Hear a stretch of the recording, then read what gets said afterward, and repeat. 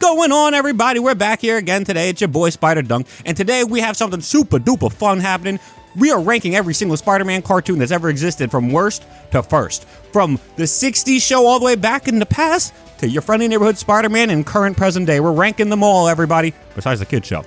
Before I jump into it, I need you all to tell me down below, what is your favorite Spider-Man cartoon? Okay, I want to know, what is the number one? Why you think it's the number one? And yeah, please tell me down below in the comment section. I don't want to waste any more of your time. I'm just going to jump right into this video of the ranking system. You guys know all the Spider-Man shows at this point, so I'll just talk about what I think is the worst Spider-Man show, and we'll go from there. Now, before I was making this list, I actually made a tweet about it because I was thinking long and hard.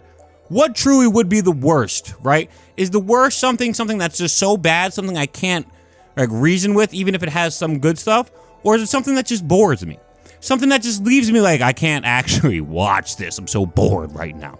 And I honestly settled on boring being worst, okay? So for me, the worst actual ever Spider-Man show would be the 80s Spider-Man show, and it's just called Spider-Man.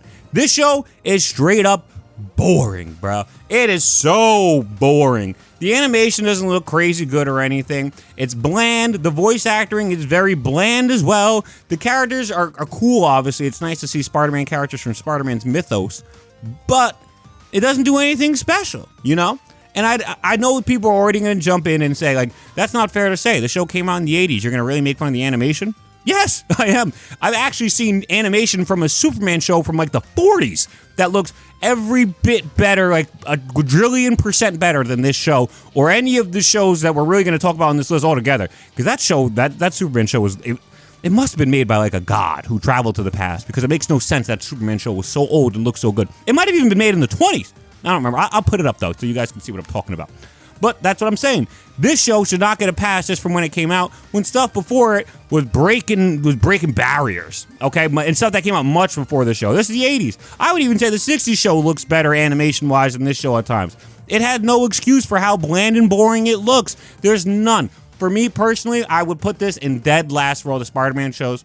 I've tried watching it, and I've seen a lot of the episodes. There's not too many episodes. But it's so hard to get through.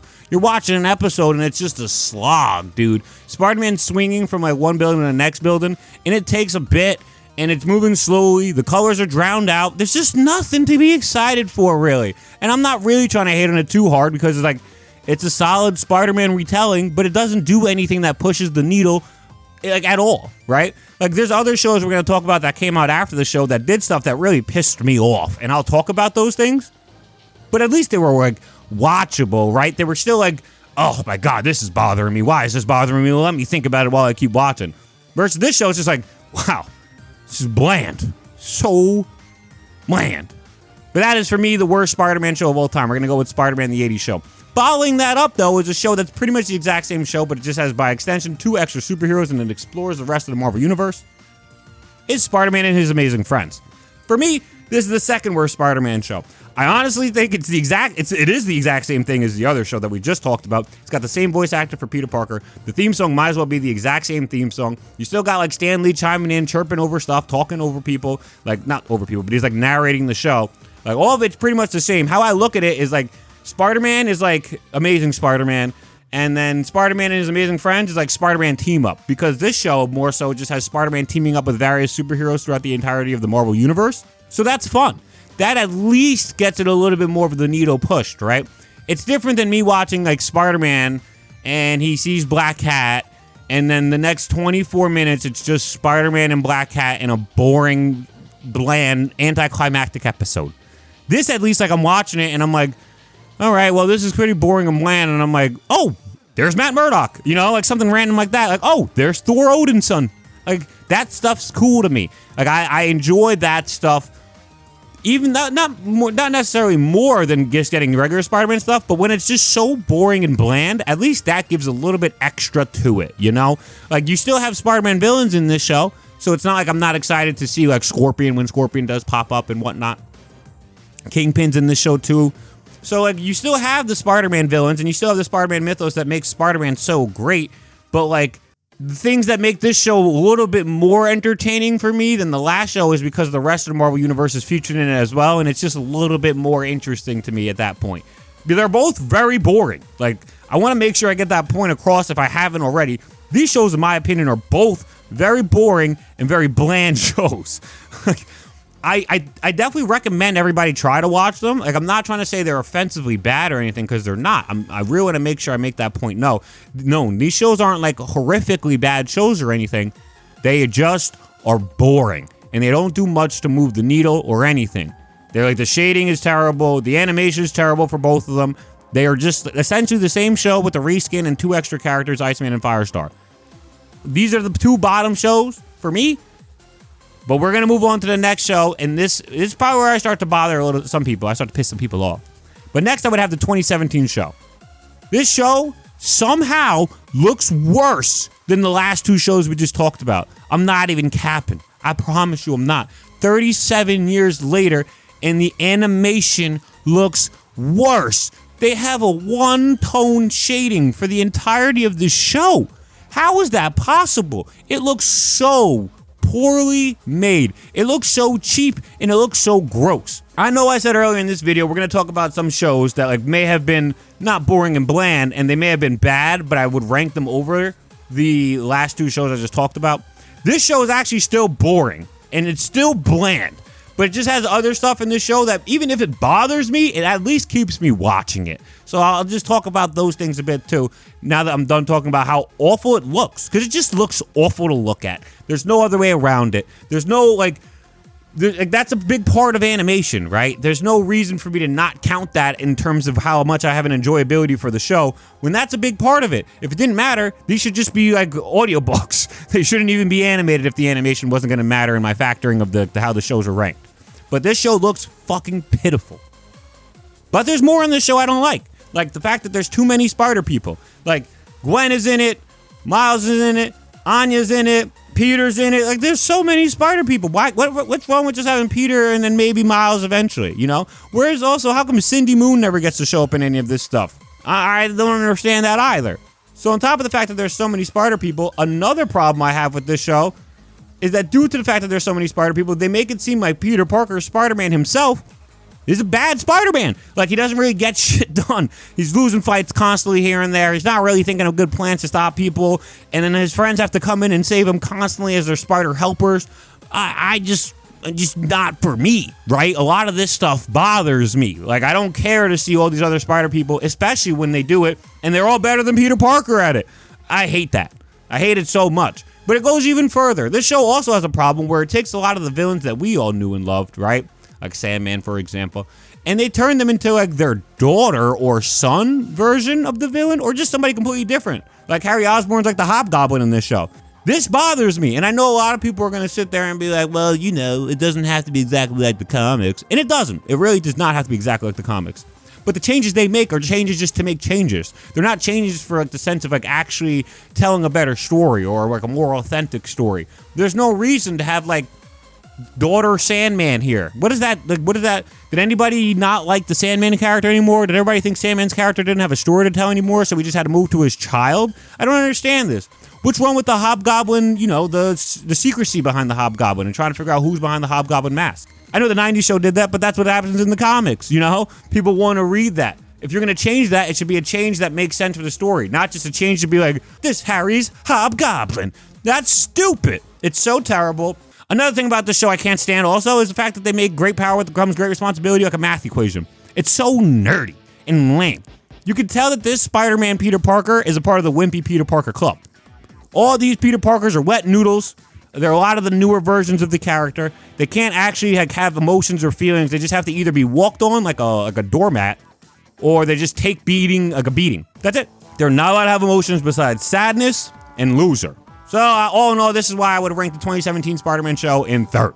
It's not as boring and bland as the other ones, and it's really not like doing much better than the other ones, outside of the fact that it can keep me entertained more.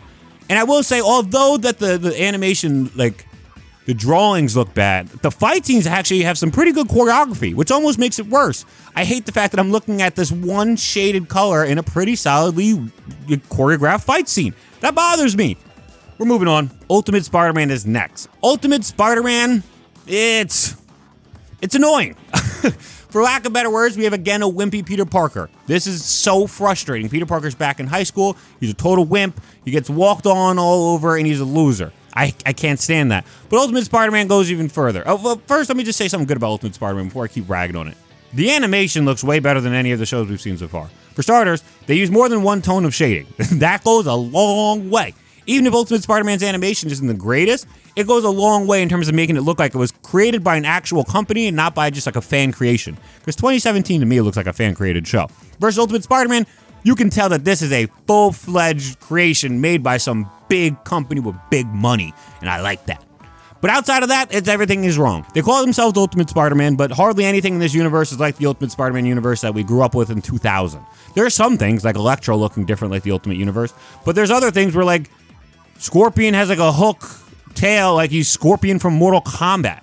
Shocker looks exactly like Shocker from 616, you know? Stuff like that, it just bounces back and forth.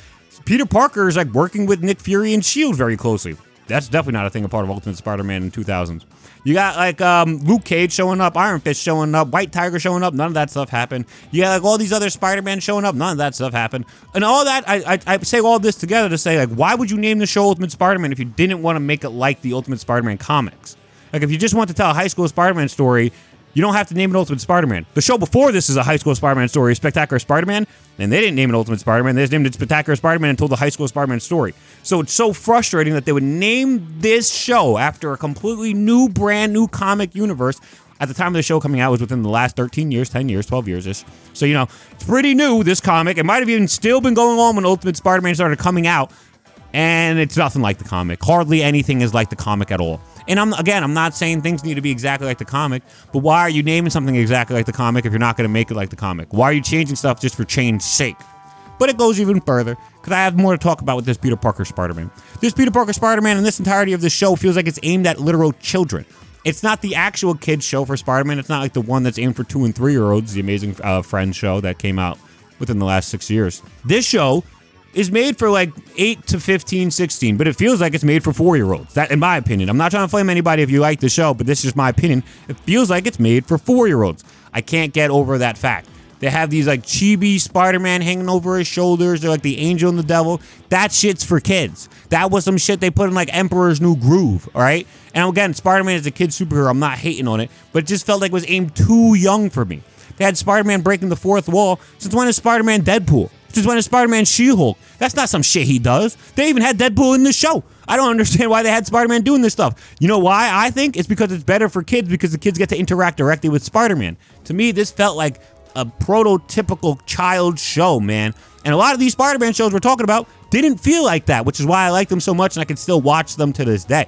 But Ultimate Spider-Man, you do not make that cut. I'm sorry, my brother. You are the 4th worst Spider-Man show, in my opinion. We're moving on to number 5. This one is a bit subjective, and I'm not going to stand on it long, but it's your friendly neighborhood Spider-Man. It has lots of room to change and grow because the show is not done yet. So I'm not trying to solidify it as a bottom 5 Spider-Man show. This is just its placeholder spot.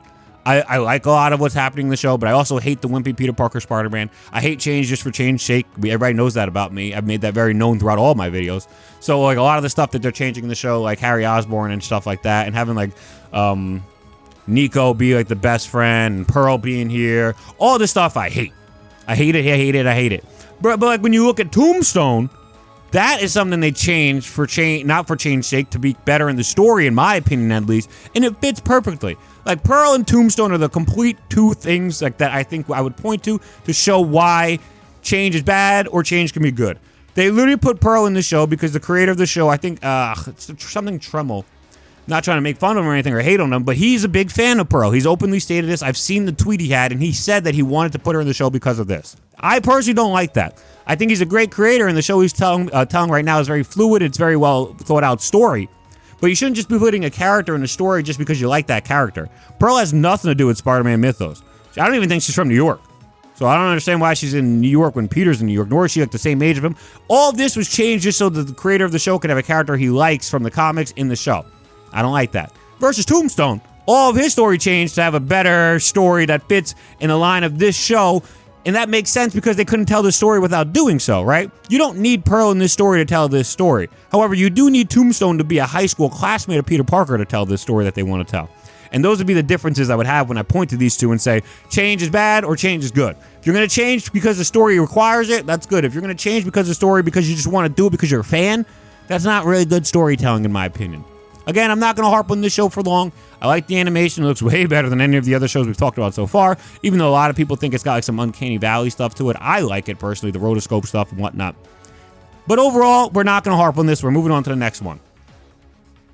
Up next, I have Spider-Man Unlimited. This is the Spider-Man in which he goes to the alternate Earth. This could be the best looking Spider-Man because the shading in this universe just looks ungodly. Back then, I guess, you know, animators really felt like shading was a very big part of telling a good story. So the shading in this show looks amazing. That also comes with the 90s because if you read any 90s comics or you watch the other Spider-Man show from the 90s or you read or watch any show from the 90s, really, Spawn as well, shading is just unparalleled. The shading looked great. Even the Hulk show from the 90s, that intro, the shading looks phenomenal. So that's something that just like, you could probably just say about the 90s as a whole, and Spider-Man Unlimited it's nothing different. It came out in the 90s. It's a product of the 90s. The theme song's a product of the 90s. It's very cool. A lot of the show's like premise is a product of the 90s, right? With this whole space technology traveling stuff, that was like a much bigger thing back then than it is now. You get to like the 2000s and like the big things like zombies, and then like nowadays the big things like multiverse stories. But overall, the 90s, this is what it was all about. And but I haven't really exactly said how I feel about this show, outside of the fact that it looks really good. I think the show's solid. I like to think of the Spider-Man shows of how much or how likely I am to rewatch them, right? And for me, I've already seen this show. I already made a video on this show pretty recently. If you guys want to check it out, I'll link it here. I'll put the picture on the screen. But for me personally, I wouldn't rewatch this show again just for enjoyment. I rewatched it because I haven't seen it since I was a kid, and I want to make a video on it. But there's other shows on this list I rewatch all the time. I would put it on, honestly, the moment this video is done, just because I'm going to kick back and relax. Because why not? But this show does not make that cut. I think it's a good show. I think it's a solid show, and it's a fun show. But a lot of it just doesn't feel too Spider-Man-y, in my opinion. Although the shading looks great and everything, the otherworldly stuff, just not really for me. This, like, alternate Earth, and then they have, like, the guy from Guardians of the Galaxy 3, the High Evolutionary. All of this stuff, to me, just doesn't seem like it's Spider-Man oriented. And then Spider-Man leaving Mary Jane on the home planet behind, and he never gets back because the show got canceled. That hurts to watch too. I'm not gonna lie. Venom and Eddie Brock in this show, and Carnage as well, done horribly. They don't have anything else really from Spider-Man's mythos in the show because he leaves the original Earth behind. The only reason Venom and Carnage are here is because they snuck on the spaceship with them. Or I think they actually got on the spaceship before he leaves. And yeah, so you get like J. Jonah Jameson in the first episode, you never see him again. You get Mary Jane like the first episode, you never see her again. And then everything else is just like Spider-Man on a new planet with new stuff. It's a fun experience, it's a fun story, and it looks good. It just doesn't feel too Spider-Man-y to me. Shout outs to Reno Romano, though. He's the voice actor for this show. It's the one time he got the voice act Spider-Man in a cartoon. He's like one of the greatest Spider-Man voice actors ever, so it's a bit of a shame that he didn't get the voice act the character longer, because this show only had one season. But just a phenomenal job overall. Just 10 out of 10 voice acting work. Show's great, but it's not high enough to be like a top 3 show or anything. It's top 5 right now for me, but that's probably solidly where I'd put it. Next up, we have TNAS, okay? Spider-Man, the new animated series. And this show, for me, it's currently in 4th. I mean, I don't know if that's just from the other ones beating up on themselves too much and not really being able to get out of their own way. Because that kind of is the truth. I like TNAS. I don't love TNAS. I think it's good. The way it's animated is a little bit jarring. I mean, Your Friendly Neighborhood Spider-Man is a similar style of animation, but it came out, God knows, 20 years later. So there's a reason why it looks a lot better with the way they do it. I know some people will probably disagree with me. You know, you do your thing. I think the theme song for the show is pretty mid-pack, but I know a lot of you guys noticed already from my tier list video.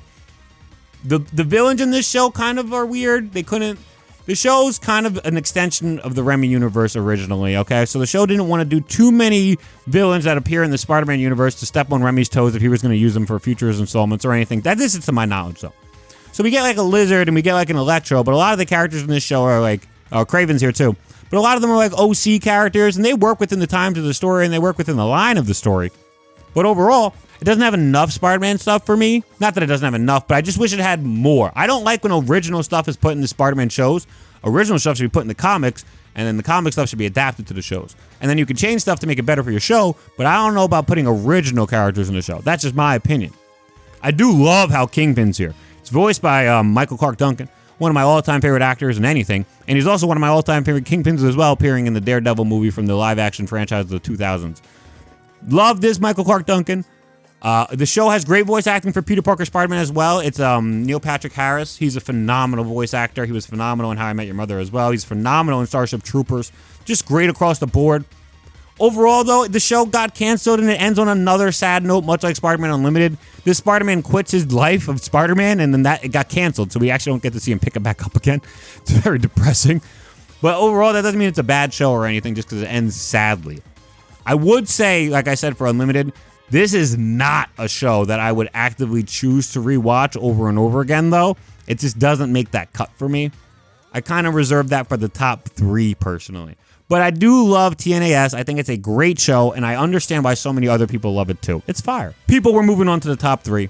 We haven't minced any words, so I'm not going to start doing that now. We're going to just jump right into third place. In third place, I've got the 60s Spider-Man TV show. I know it's kind of crazy that y'all are like, dude, he's watching the 60s show for fun. He just said he wouldn't rewatch TNAS. He just said he wouldn't rewatch Spider-Man Unlimited. He wouldn't rewatch freaking Ultimate Spider-Man or 2017 Spider-Man unless he was making a video on them. But he'll rewatch the 60s show? And my response to that is, yep, I will rewatch the 60s show because it's just that fucking good.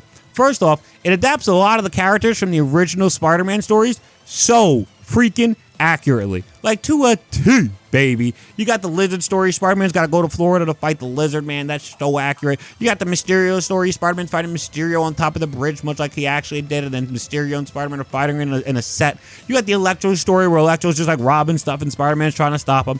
It all feels so accurate. But on top of that, it still feels like a show. It's mind-boggling to me that the other shows up until freaking 90s Spider-Man show finally came out. It's mind-boggling to me that none of these other shows felt like they were actual shows, right? It just felt like it was like mandates by companies maybe to an extent. But like the 80s show felt boring. The other 80s show felt boring. Like these don't feel like actual shows. I feel like somebody just said we got to make Spider-Man content, make Spider-Man content. The 60s show is fucking hilarious, bro. They got Spider-Man like trapped in an alley. Police officers are surrounding him. What does Spider-Man do? He webs himself up into a ball and bowls them over like he's a bowling ball and they're a bunch of bowling pins. Okay? When he's in the Florida and he's trying to find the Lizard, he's making himself a fan out of webs behind him and he's making himself a boat out of webs and he's just using a webbed propeller to propel himself forward. This doesn't even make sense, but it's a show. It's supposed to be funny and goofy. Like, it doesn't need to be 100% accurate, but it definitely needs to be entertaining, which this show was. There's like a freaking scene where Mysterio and Jameson had a deal together, and Mysterio gets rid of Spider-Man, but they can't find the body, so there's no proof. So Jameson gives Mysterio the money, but beforehand, he rips the money in half and gives him half of the money and says, you'll get your other half later. That's fucking hilarious. That's not how money works. You can't just give somebody a half piece of ripped money. But he did, which is so funny. I love it. You got like the Spider Slayers and all that stuff, super accurate too. The theme song, there's nothing more iconic than the Spider-Man theme song from the 60s show. Spider-Man does whatever a spider can. This show is phenomenal. If it wasn't for these two other shows that really just tug on your heartstrings, this show would be number 1. Sadly, this show doesn't do enough sadness for me, you know? It doesn't, and Spider-Man's got a lot of sadness in him. He's got a lot of trauma in him. This show's really more like lighthearted storytelling, goofball shit. But I love that. It's entertaining and you could watch that. It's not boring, at least. It's not bland. There's great animation still somehow. Like, I can't believe the animation in this show actually looks better than the animation in the next 2 shows. They even have Scorpion, like, jumping off of his tail, similar to how he did in the comics. Like, it's just so freaking good, man. You can't ever catch me saying something bad about the 60s Spider-Man show. This show is peak. But we're down to the final 2. Everybody knows who the final 2 are. It's Spectacular Spider-Man and the 90s Spider-Man show. Personally, I think I've already made it clear which one's my favorite in a very recent video I made, but I do want to talk about them both just a little bit so I can give the respect to both of these shows. And I honestly would put them as 1A and 1B. I'm not trying to say either of these is 2, because I really do think it's 1A, 1B kind of situation. I would watch either of these shows any day of the week. If somebody put it on, I'm sitting down and I'm watching. That's how much I like both of these shows, the 90s and Spectacular show. But I put 1B as Spectacular Spider-Man, and let me just talk about it a bit. I'm not going to say anything bad about it. It's literally at 1B. But this show's amazing. It's spectacular. for lack of better words. It's so freaking good. It's a high school Peter Parker, which I know a lot of people are going to be turned off to instantly, but they make it work. You know, they actually tell the story with him in high school. They make the stuff about high school actually matter, and then he has stuff outside of high school relating back to high school. It all works, right? The show feels accurate, but it feels also like a modernization version of like what they were trying to retell. They don't just have every character being white. It's contemporary. It's New York City. That's not how New York City works. Like Liz Allen is black in this, or at least she's got like tanned skin in this. That's a little more akin to how New York City works, right? Ned Leeds in this show is an Asian man, if I'm not mistaken, as well. A little more akin to how New York City works, right? So I like that. I like the contemporary feeling of the show. The show actually feels like it came out, or like Spider-Man was set in the 90s, 2000s era, versus like, you know, the 60s, even though it's still set in New York City, and all this stuff should have been happening because there's still black people in New York City in the 60s. This stuff wasn't really nearly as prevalent. So I think that's awesome, because it tells the story contemporarily while still trying to be accurate. There's many stuff in this show as well that I love that we have to talk about. Like God knows how many villains. All the villains in the show are freaking phenomenally done. They're so good. But there's one thing I really explicitly want to touch on is the Venom suit and the Venom saga. I love that this show didn't just do what the 90s show did. The 90s show had Spider-Man get angry off of the black suit, and then every single show after it copied it. Get back here, Shocker!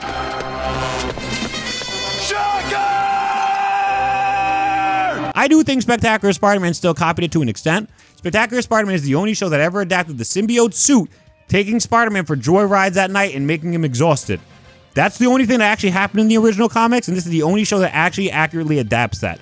No other show touches on this. No other show talks about this. It's mind-boggling to me, but I'm very grateful to Spectacular Spider-Man for doing so, okay?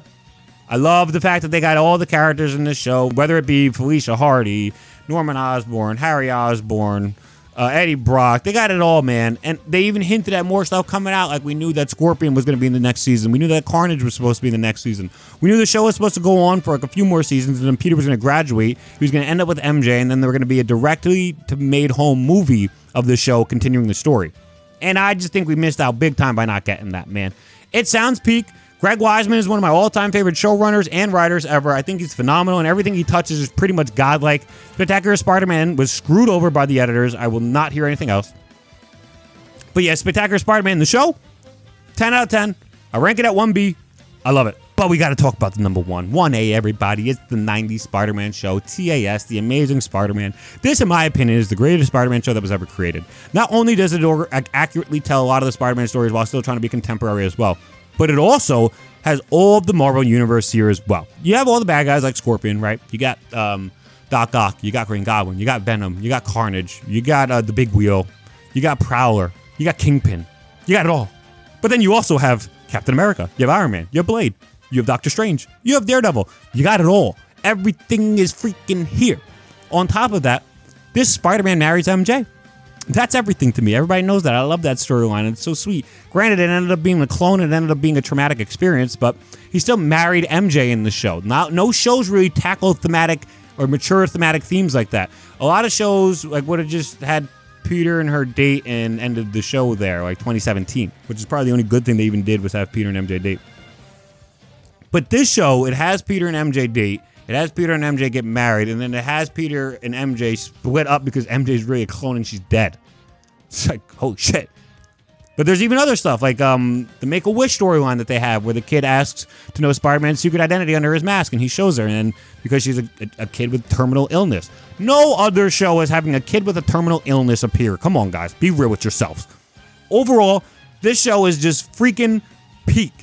It doesn't even start slow, right? Well, you don't even see Peter Parker get bit by the spider initially, and I love that because you got to start a little bit paced in, you know? They show that stuff at like episode 10 of season 1, or I think it's episode 10 of season 2. I'll put it up on the screen. But either way, they don't like start the show slow. The show just starts running. Night of the Lizard right away. Eddie Brock's also here right away to help like make the story more like authentic and fluid when he does come into the scene because, you know, He is a reporter at the Bugle, even though he appeared 30 years later. It does make more sense for him to actually just start there with Peter Parker. I fucking love this show. I think it's easily the best Spider-Man show. I shouldn't say easily the best, but I think it's clearly the 1A to Spectacular Spider-Man's 1B. These two shows are easily the best two Spider-Man shows. And then when you put 60 Spider-Man in there, those are the only 3 Spider-Man shows I'm actively rewatching all the time because I love all 3 of these shows. That's pretty much it for me in this video. I talked about how much I enjoy all the Spider-Man shows, why I like them and why I dislike them. Now it's your turn. You gotta tell me down below why you dislike them or you like them. Every single one of them, goddammit. I want to hear your guys' thoughts. Let me know. What do you guys think of the 80s Spider-Man? What do you think of Amazing Friends? What do you think of Ultimate Spider-Man? What do you think of 2017? I want to know it all. Tell me it all. I just want to say thank you so much for everybody who stayed this long into the video. I really appreciate you guys liking and watching and stuff. It really means a lot to me. I love talking about Spider-Man, and I love talking about Spider-Man with y'all, especially. You guys really make this so sweet and endearing to me. I love you guys. Thank you guys so much for supporting. If you want to support more, I have a Patreon if you have the means to. If you want to talk to me more, I have a Discord. If you want to meet me up on Discord and chat with me there, I got a Discord server. Everybody's talking in there. We're talking about like Marvel Token right now. That game looks sick. But yeah, it's pretty much it for me in this video. I don't think I have anything else to say besides dunk out. Peace.